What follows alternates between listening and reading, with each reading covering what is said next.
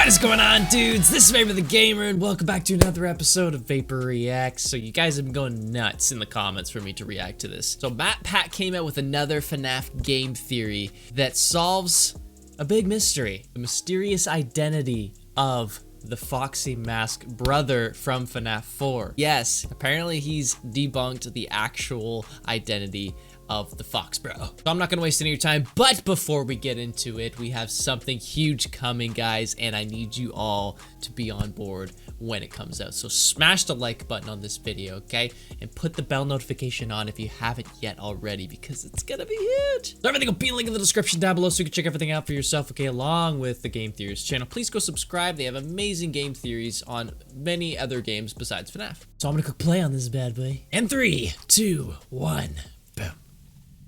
It's showtime! Yes, it's gonna be showtime. Eventually. Yeah, click it. You wouldn't do it. Do it. You're gonna do it. You better do it. You can be a pirate, but first you'll have to lose an eye and an arm. You can be a pirate. To lose an eye and an arm. This is awesome. To lose an eye and an arm. Lose an eye. Lose an eye. Lose an eye. Lose an eye. Oh, I don't like eye stuff. Oh. And an arm. Okay. That was a great intro. Hello, I love his intros, Welcome to Game Theory, the show that is, without exaggeration, thinking of reaching out to Scott Cawthon so that we can jointly buy Chuck E. Cheese's quickly dying restaurant franchise so we can transform them into what they were always meant to be, real-world FNAF experiences. Heck, That'd they've be already got insane. the terrible pizza taken care of. We could probably even sell the idea to YouTube Originals and make a whole series about transforming the pizzerias into horror-themed dining experiences, which would also help mitigate the cost of doing all that. No joking here, Scott. This is something we absolutely can and probably should do. Yes. I've recreated your games before in real life, and they seem to be pretty well received.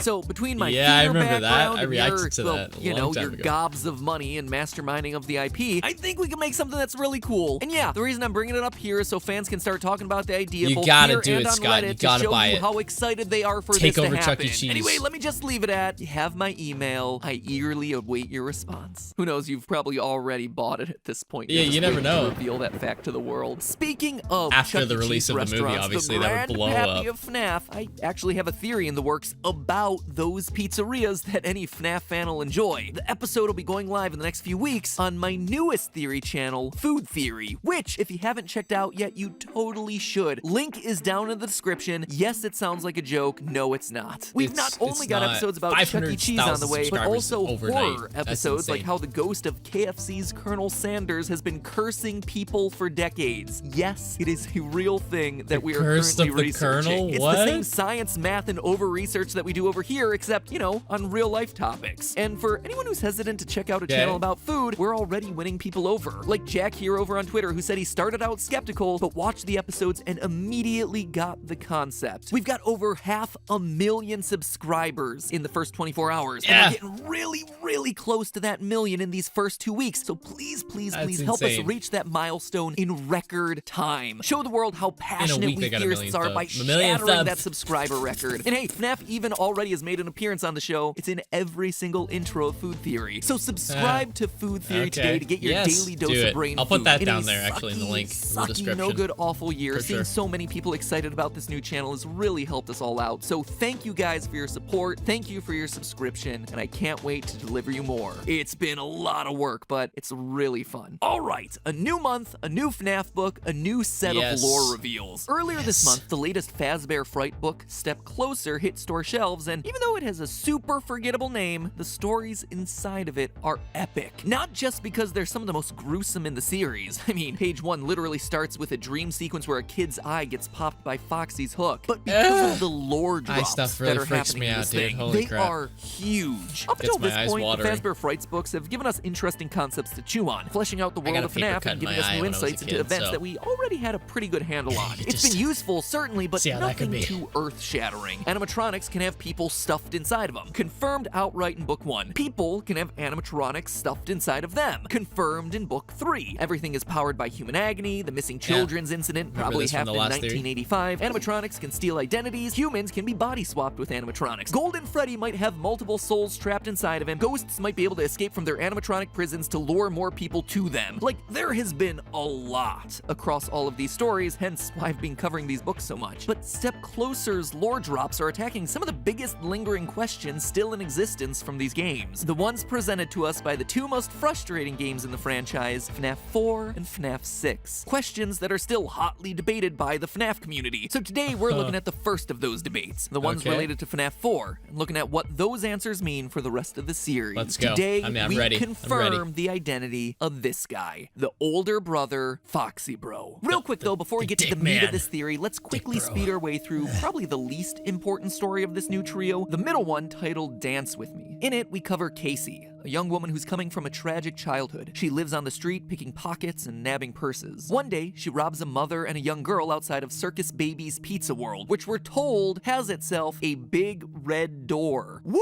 Those are two red doors. Potentially important detail alert. Anyway, one of the items that she nabs is a set of cardboard glasses. Forgot about when Casey that. puts them on, she sees a hologram of Ballora spinning in the distance. Weirded out by this, she has other people try the glasses on and no one else manages to see Ballora. From that point onward, each time she puts on the glasses, the hologram gets closer and closer, which begins to freak her out to the point of her leaving town and trying to put her life back together in hopes that it gets Ballora to leave her alone. A couple cities and failed jobs later, Casey eventually decides to return the stolen items to the mother and the daughter, hoping that it'll make amends. The family welcomes her in and forgives her, but when the little girl Isabella puts the glasses on, she not only sees Ballora, but she immediately begins dancing. It's a very vague ending because it's unclear whether Ballora, who was one step away from getting Casey, instead nabs the girl because she's the one who puts the glasses on next, and the dancing is the girl becoming possessed, or if it's the girl just excited to be dancing alongside one of her favorite characters, Ballora. Anyway, there's not a whole lot to talk about with this one. The technology is super strange. Freddy's is apparently advanced enough to have holographics that work in cheap cardboard glasses for kids. That would be strange enough, but there's also some extra weirdness that the holograms can interact with the physical world. We see throughout the story that this Ballora hologram kicks up leaves and causes them to swirl around her. To quote from the story, there was Ballora, pirouetting among the colorful fall leaves. As she spun, the bright leaves were sucked into her vortex. For a few seconds, Casey admired the beauty, but then she thought, wait, if Ballora is just a picture, a hologram, then how is she affecting the objects around her? It didn't make sense. Not a hologram. Welcome to the world of being a FNAF theorist, Casey. It didn't make sense. Prepare to get that one tattooed on your forehead. But in all seriousness, it does raise a big question. Is she actually a hologram or just invisible and the glasses are somehow revealing her? It's unclear. Today I'm going to be talking a lot about those weird little details that just seem so oddly specific for a book to call out that it feels like the book is trying to tell us something. And this seems like one of them, but while I could spend a lot of time trying to figure it out, to my knowledge, holographic or invisible animatronics haven't really been a thing yet in the franchise, so we'll just have to cross that bridge when it becomes important. Unless, oh damn it might be a phantom animatronic. No,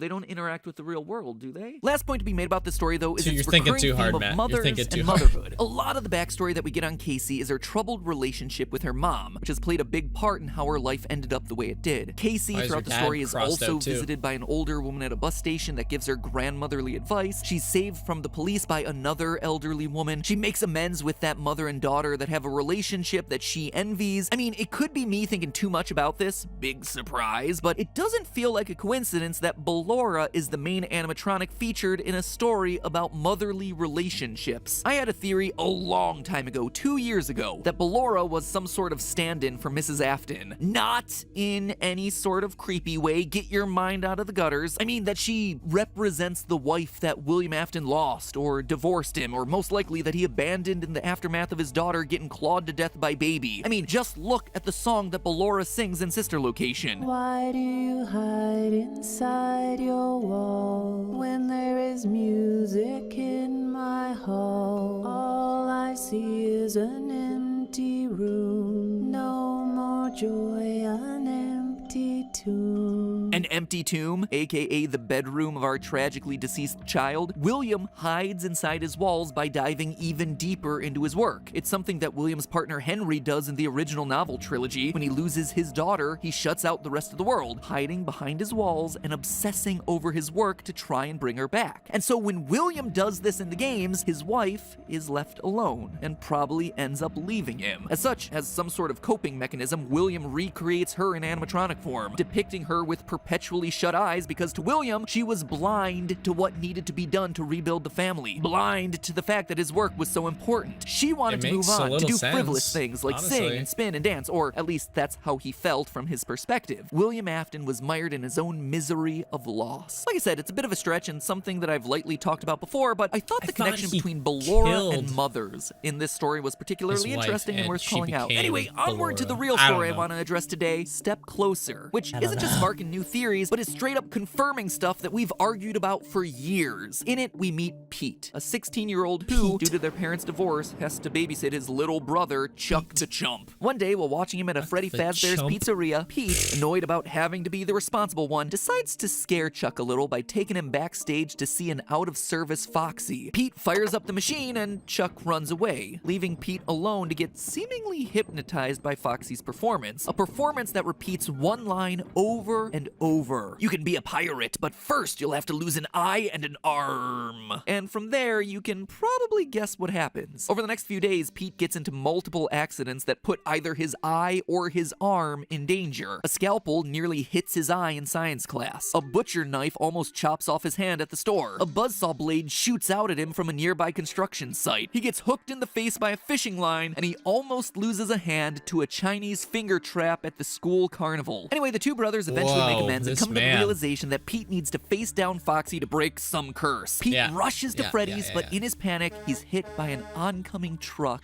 and killed. Out of nowhere. It's this awful reveal that you absolutely do not see coming because you feel so bad for this kid. You're like, oh, he's apologized to his brother. They have a good relationship. They have a plan for getting Pete out of this after him being brutalized for the better part of a week. He's on his way to close off the story and then bam, it just ends. And that would be where the story ends, except for one thing. He stepped a little too close. Still alive. Kind of. We pick up back in the hospital where Pete's soul is trapped inside of his own dead body. Pete is an organ donor. Against his will, I might add. Thanks a lot for signing me up for that one, Mom. And they just got an emergency request for, you guessed it, an eye and a hand. What? Pete is forced to helplessly watch as his body is taken apart by surgeons. Like I said at the beginning of this episode, this story is shocking. What's even more shocking is the lore confirmation that we get in this thing. Pete's story 100% confirms for us that Foxy Bro, the older kid from FNAF 4 who repeatedly traumatizes his younger brother before eventually getting him chomped in the jaws of Fredbear, that is undeniably Michael Afton. 100% no doubt. It's something that we strongly suspected for a while, and something that later evidence started to throw into question, but this story, happening 5 years after that game's initial release, finally clears it up for us. Obviously, there are some superficial similarities here. Pete has a younger brother who's scared of the animatronics, just like Foxy Bro has the crying child, his younger brother who's scared of the animatronics. Pete is connected to Foxy throughout the story, just like the brother in the Foxy mask. Pete and Chuck's parents are divorced, just like it seems William and Mrs. Afton are in the game, leaving the older brothers alone to care for their younger siblings. At one point in the story, Pete's hand starts to turn purple, which points us back to Michael Afton and sister location physically turning purple. And lastly is that final scene where Pete should be dead, but isn't, which exactly mirrors the iconic words of one Michael Afton. Father, it's me, Michael. I should be dead, but I'm not. But all of it is just a bunch of weak parallels between Foxy Bro and Michael and Pete, and Foxy Bro and Pete. How do we know for sure that all three of these characters are connected? Yes, help me out. One word, gum. People ask me a lot how I come up with these theories, and more often than not, it's small details that just stick out as off for the author or game designer to include, as though they're purposely seeding these details out there to try and signal something to us. And in this particular story, the odd character detail of Pete is that he chews gum a lot. Page 4, literally, he's never chewing mind. watermelon gum while watching his brother. Later, when he's scared by the Foxy animatronic, the book makes mention of him swallowing that gum. Okay, that's fine, that's a one-off thing, no big deal. But later, on the way to the butcher shop, we're told that he, quote, swallow pops a your gum. wad of watermelon gum into his mouth. On the boat fishing with his dad, he wishes he had brought his watermelon gum. It is mentioned a lot in this short story, enough that it sparked my theorist senses and made me flag it to look into later. Now, obviously, at no point during FNAF 4, or heck, any of the games, do we see a character actively chewing gum. That'd be silly, but that's not the only place that we see these characters at this point. Let me direct your attention back to the FNAF Survival Logbook. Who knew that a book with dabbing Chica as an active selling feature would become the single most important item for lore solving of this franchise? For those of you who don't remember this little gem, it's the logbook, originally owned by Mike, as we see on the title page, that helped us to solve for Cassidy's name. And wouldn't you know it, but today it's also the thing that's gonna now reveal to us Michael Afton's true identity. Page 49, quote, list 10 bad habits you'd like to break. Number 1, chewing gum excessively. I mean, there it is, plain as day. Pete chews gum excessively. Michael Afton chews gum excessively. Pete eventually turns purple and comes back to life after being dead. Michael Afton eventually turns purple and comes to life after being dead. Pete is an older brother who scares his younger sibling using Foxy. Foxy Bro in FNAF 4 is an older brother who scares his younger sibling with Foxy. Pete equals Michael, and Michael equals FNAF 4's Foxy Bro. I thought you were gonna say, and Michael equals Confirmed. Pete. Another character identity locked. This detail has been sitting in the logbook for years, just did I not? waiting to be used. Oh, Kind of man, I need to get impressive. this Well book. done there, Scott. Well done. And this confirmation tells us Piece of pizza. everything we need to know about Michael's motivation for the rest of the game series. He's avenging his brother's death, the one that he made happen. When Golden Freddy appearances are accompanied by the words, "It's me," it is literally the younger brother saying, "It's me. I'm here," to his older brother. But of course, it is never that easy. This same security logbook, this thing that has been so pivotal to solving so many mysteries of this franchise, raises just as many challenges. Because sure, here it just confirmed the Foxy Bro connection, but then it also has lines like these. Page 103, the party was for you. Page 75, does he still talk to you? In reference to psychic friend Fredbear. Page 23, was your favorite childhood toy a plastic purple telephone? Page 20, what do you remember? And most troublesome of all, page 31, do you remember your name? All of these questions seem pointed to the crying child. The party was for him. His favorite toy was the purple telephone. Fredbear did talk to him, and never to Foxy Bro as far as we know. In fact, these are the exact questions that got us to throw the Foxy Michael connection away so many years ago. Why would the spirit in this book, Cassidy, be telling Mike things that are very clearly true of the crying child? If Mike was indeed the older brother the entire time, like this latest Fazbear Fright story just confirmed for us, it doesn't make sense. Which is why now we have to solve these last two questions. What do you remember? Do you remember your name? Yep. I mean, yeah, I do remember my name. It's Mike. I wrote Mike on the first page of the book, didn't I? Unless Mike never truly was my name. The question that we're left with, and the question I pose to you and that I still need time to think through, is what did Michael forget? And how did he forget it? Was he the bite of 87 victim? Is that how he lost his memory? Did some sort of other trauma cause him memory loss? And more importantly, is there some other strange connection between Michael and the crying child? Like, seriously, why would the book say that the party was for Michael when FNAF 4 clearly tells us that it's not? I can't believe that this is just some sort of typo or something. This book is so precisely engineered to be the linchpin in too many mysteries of this franchise for that to be the case. So could that connection between the two brothers be the reason why Michael's name might somehow be different? All theories for another day, my friends, but at least for now, we're one more confirmed step closer to getting the answers we've been looking for so long. So maybe that's the reason why the story is in fact called Step Closer, because otherwise that title for a story about a kid losing an eye and an arm just doesn't make a whole lot of sense. Next time, we tackle Susie and her connections to FNAF 6. In the meantime, remember that Food Theory exists as a channel and you should subscribe to it. Help us cross 1 million subscribers. It's I know already that happened, you guys I can help swear. us do it. And Did if you it like not? what we do over here, then you're gonna love what we do over there too. So stick around on that channel. I'm having a blast with it. And like I said, if you're into videos about scary restaurants and pizza, well, we've got episodes coming out about both. The dark lore of KFC, and heck, even today's episode about how pizza is technically a sandwich. Link is on screen right now. It's a channel that's giving you lots of cool stuff that you can drop in front of your friends and family. So no longer will they just be rolling your eyes when you talk about animatronic murder. Now you can blow their minds with stuff that they might actually understand and care about. So please check it out. Please subscribe so that way we can get closer to the 1 million subscriber mark, and I'll see you all next week. Bye. That was a good ending. That was quick.